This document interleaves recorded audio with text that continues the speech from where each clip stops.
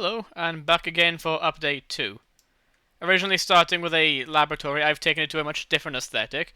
I'm combining more of a more sterile and eerie atmosphere, combining with more natural and rustic tones. Underground laboratory, so half sci-fi, half more cave structuring. I've been using that emissive light to my advantage to create realistic lights within the environment, such as wall lights, ceiling lights. Rather than just being a flat object that's illuminated, it's actually illuminating from the object now too. Not directly though, that's an issue I had to overcome.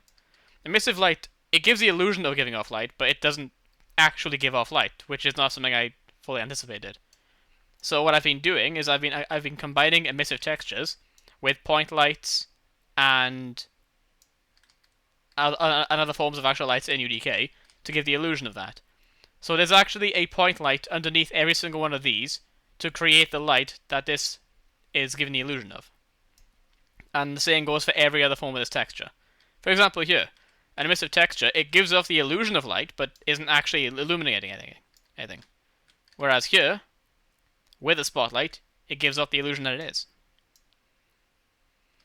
I've reworked the aesthetic of this heavily now. This is still nowhere near the final product, nowhere near, but it's closer to the vision of what I'm going for.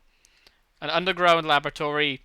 I'm debating whether to go horror or whether to just simply stick with sci-fi. I'm debating on that one as how the aesthetic is turning out.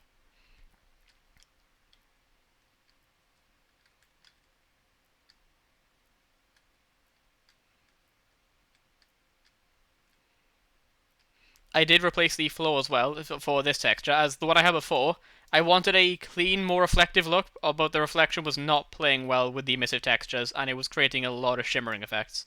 This one, it removes that effect, but it still works for the purpose it needs. And I've leaned heavily into the cave structure aesthetic of this underground laboratory.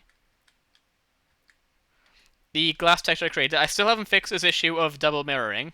That will be in a later update, obviously. But the entire purpose of the texture to give it that very glass-looking look, as you can see, it's much more diffused through here and here. So even though you can still see through it, it looks like there's glass there rather than just being invisible, which is exactly what I wanted for this. I was also able to work on adding blinds and furniture in the laboratory here. This will be a lot more full in the next update video, but this is just an idea of where I'm taking this area.